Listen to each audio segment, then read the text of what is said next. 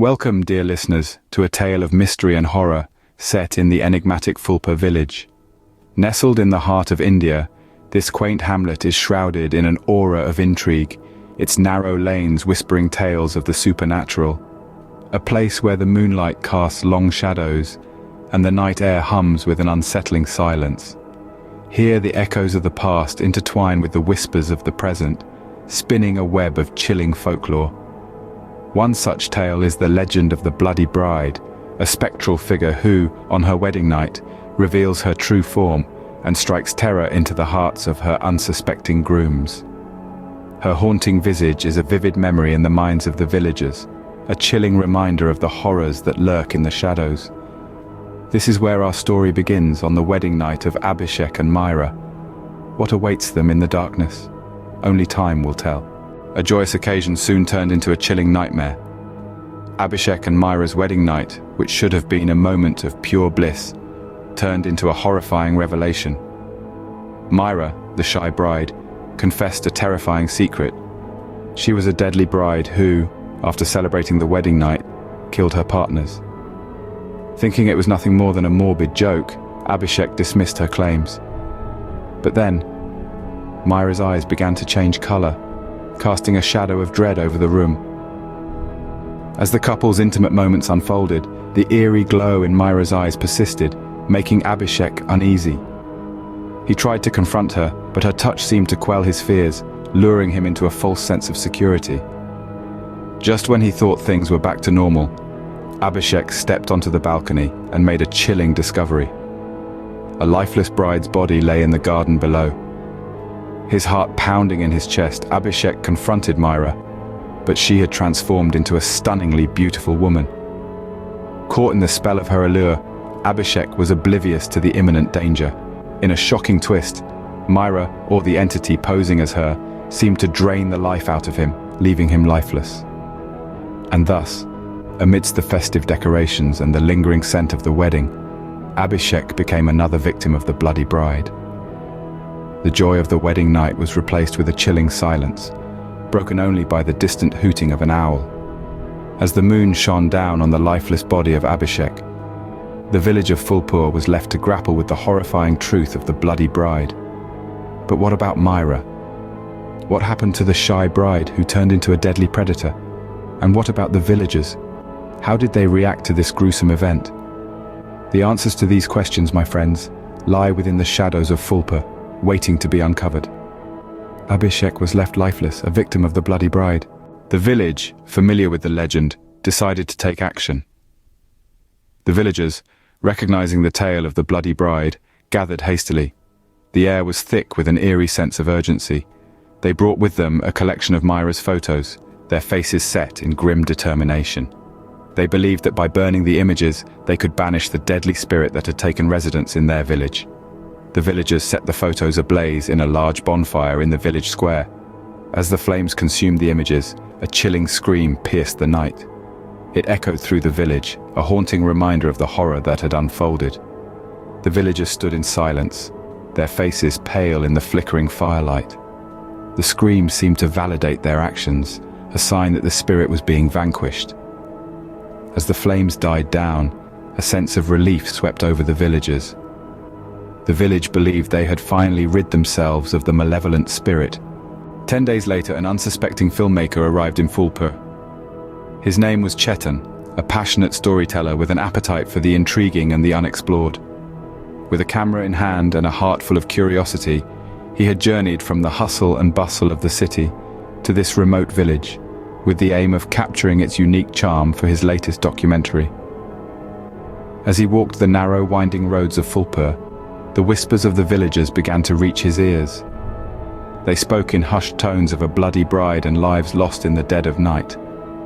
The villagers, with their faces etched with worry, warned the young filmmaker about the terrors that had gripped their homes. Their tales painted a picture so eerie that it could make one's blood run cold.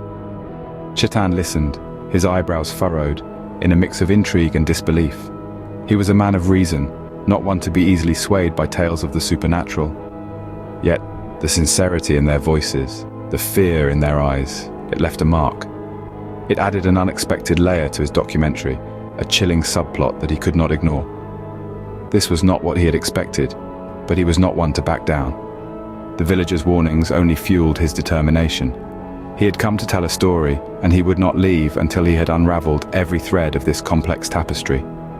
And so, with a renewed sense of purpose, Chetan decided to venture further into the heart of Phulpur. His next stop was the ancient Kal Bhairav temple, a place shrouded in mystery and revered by the locals. Despite the cautionary tales and the growing sense of unease, Chetan was resolute. Undeterred, Chetan proceeded to the Kal Bhairav temple. What he would discover there, what secrets it held, only time would tell. His journey had only just begun, and the path was filled with shadows and uncertainty. Yet he stepped forward, into the unknown, with a camera in hand and a story waiting to be told. At the temple, Chetan encountered another warning, but curiosity got the better of him. This temple, standing as an ancient monument in the heart of Phulpur, held secrets that whispered through its stone walls. The wind howled through the corridors, echoing the warnings of Veer Singh. But Chetan, with his camera in hand, ventured deeper into the temple. The faint glow from his flashlight danced upon the stone-carved deities, casting long, ominous shadows. As Chetan traversed the temple's eerie path, he felt a cold chill creep up his spine. The air grew heavier with each step, as if the temple itself was holding its breath, awaiting his fate. The silence was broken only by the occasional hoot of an owl or the rustle of leaves outside, adding to the temple's eerie ambience. Every stone, every corner whispered tales of the past, of the bloody bride, and of the many souls lost to her deadly allure. In the heart of the temple, Chetan discovered a door, unique from the rest. A forbidden door, the Sanctum Sanctorum, guarded by a pair of stone lions.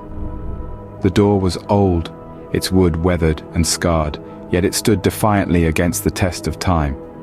The carvings on the door seemed to tell a story that was yet to unfold, a story that held the secrets of the bloody bride. As Chetan reached out to push open the door, he was met with a gust of wind that seemed to emerge from the door itself. A sudden chill ran down his spine, as if warning him of the dangers that lurked behind. But Chetan, driven by his curiosity and the thrill of the unknown, pushed the door open, stepping into the darkness beyond. In the midst of darkness and uncertainty, Chetan's fate hung in the balance. As he ventured deeper into the forbidden door's secrets, the village of Phulpur held its breath, waiting for the tale to unfold. The story of the bloody bride was about to take another chilling turn, and with it, the fate of Chetan, the unsuspecting filmmaker, hung precariously in the balance. The secrets of Phulpur village loomed ominously. As we delve deeper into the chilling tale of Khooni Vadu, we're left grappling with the enigma that is Phulpur. The events that have unfolded thus far have only added to the mounting suspense and the unanswered questions. Just a fortnight ago, the newlywed couple, Abhishek and Myra, were embroiled in a horrific saga. Myra's startling revelation of being the deadly bride who kills her partners post-celebration, and her subsequent transformation into an entity of unparalleled beauty, has left us all spellbound. The eerie glow in her eyes, the lifeless body of Abhishek, and the villagers' futile attempt to banish the malevolent spirit by burning her photos are all chilling reminders of the terror that has gripped this quaint village. And now, we have Chetan, the filmmaker, who has stepped into this vortex of mysteries, completely oblivious of the perils that lie ahead.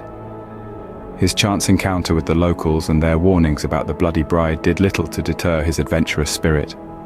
His venture into the forbidden precincts of the Kal Bhairav temple, despite Veer Singh's caution, has only added a new dimension to the unfolding drama. What lies behind the forbidden door leading to the Sanctum Sanctorum? Is it the gateway to the ghostly bride's realm, or does it hold the key to unraveling the mysteries of the village? The air is thick with anticipation and dread as we navigate through the dark corridors of the temple, guided only by the dim light of Chetan's camera. The deafening silence is occasionally broken by the rustle of leaves and the distant hoot of an owl, heightening the suspense. As we stand on the precipice of the unknown, the secrets of Phulpur village continue to cast a long, dark shadow. Will Chetan escape the bloody bride's curse, or will he become her next victim? The village, the temple, the forbidden door, and the bloody bride herself all hold their secrets close, waiting for the right moment to reveal them. Stay tuned for Khooni Vadu Part 2.